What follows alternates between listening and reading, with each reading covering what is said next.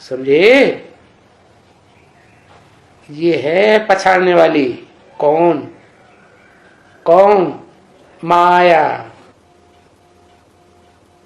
काम महाशत्रु है। माया महाशत्रु है या काम महाशत्रु है? माया उकसाती है। जाओ कामदेव, इन पर जीत पैरो। कौन हुआ कामदेव? कौन से युग से आया? द्वापर युग से आया। कौन आया पहले? पहले इब्राहिम आया, उसका कुनबा गोता आया। तो नंबरवार काम विकार की मार पड़ जाती है। जैसा जैसा पुरुषार्थी वैसा वैसा महाकामी इस्लामी उसमें प्रवेश कर जाता है और भिखारी बनाए देता है। बाबा कहते हैं इन भूतों पर जीत पाने से क्या होगा? इन भूतों का आज दुनिया में सारे जगत में राज्य हो गया। दुनिया का कोई ऐसा देश बचा है कलयुग के अंत में जहां इन काम क्रोध आदि लोगों मोह अहंकार या आदियों का पूरा प्रभाव न पड़ गया हो।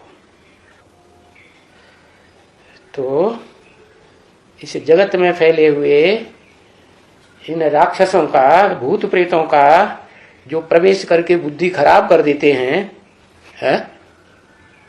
कौन कौन से भूत प्रेत याद है? कोई करते हैं बुद्धि खराब कि नहीं? अरे अपना अपना अनुभव अलग अलग होता है ना। तो कौन से बुद्धि खराब करते हैं? कौन सा? लोभ ज्यादा बुद्धि खराब करता है। हाँ, लोभ भी करता है, लेकिन ये कुंभकर्ण बहुत बुद्धि खराब करता है। ज्यादातर ये कुंभकर्ण किन की बुद्धि खराब करता है? ज्ञानियों की बुद्धि खराब करता है। जिनकी बुद्धि में बाबा के ज्ञान रतन अच्छी तरह बैठ जाते हैं तो माया उनको घबराती है उनसे।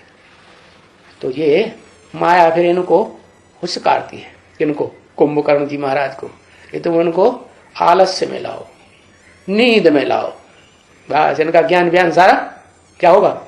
सारा उड़ जाएगा। जब ज्ञान ही उड़ जाएगा तो ज्ञान के बगैर तो जीत हो ही नहीं सकती। क्योंकि दुनिया में तो ज्ञान तो सिर्फ एक ईश्वर से ही आता है। ईश्वर यही बात सिखाते हैं क्या? काम जीते जगत जीत। चलो काम को भी जीत लेते हैं, क्रोध को भी जीत लेते हैं, लेकिन वो रावण क्या करता है? रावण छठे विकार को हुस्कार देता है। वो है उसका भैया। कौन? बड़ा जबरदस्त है। तो जगत जीत नहीं बनने देता। अगर जीत जाए क्या? काम क्रोध लोभ मोह अहंकार और ये आलस्य निद्रा के ऊपर अगर जीत पा लें तो क्या होगा?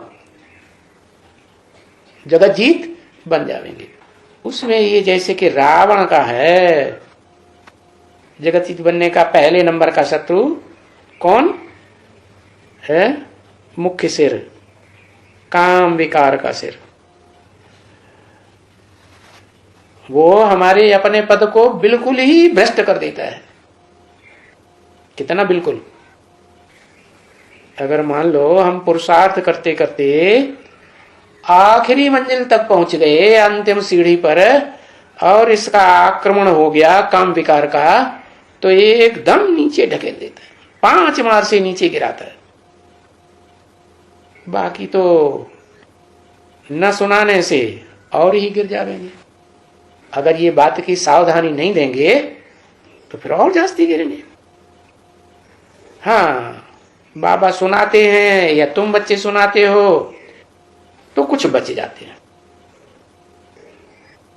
अगर नहीं सुनाते तो न सुनाने से और ही थप्पड़ खाते रहते हैं। तब तक थप्पड़ खाते रहेंगे जब तक प्यार से बैठ करके नहीं सुनेंगे। तो जब तक न सुनावे, क्या पहली बात है सुनाने की, तो अवस्था कभी भी सुधरने वाली नहीं है।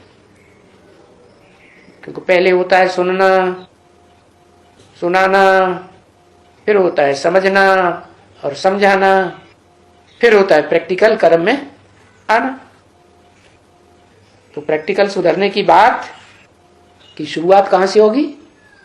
पहले जो ईश्वरीय ज्ञान है, पांचों विकारों पर, खास करके काम क्रोध पर जीत पाने का जो महाशत्रु हैं, इनके सुधरने का यही तरीका है पहला पहला कि क्या करो, उनको ज्ञान सुनाओ। समझा ना? क्योंकि बाप ने फरमान दिया है ना। क्या क्या फरमान दिया है ज्ञान में? ज्ञान में ये फरमान दिया है कि इस जन्म में कोई पाप किया हो, ज्ञान में आने से पहले किया हो या ज्ञान में आने के बाद किया हो। क्योंकि ज्ञान में आने से पहले जो पाप किए, काम विकार के, क्रोध विकार के, लोभ मोह अहंकार के, उनका तो एक गुना भजन चलता है। और ज्ञान में आने के बाद अगर पाप किया, काम क्रोध लोभ आदि विकारों का, तो 100 गुना दंड पड़ जाता है। अगर न बताया तो फिर ब्याज भी चढ़ता रहता है। क्या? एक ब्याज होता है जिसके ऊपर ब्याज के ऊपर ब्याज, ब्याज के ऊपर, चक्रवृद्धि ब्याज कहते हैं उसको। तो आगे वाला दंड हो जाता है तय से हो गया।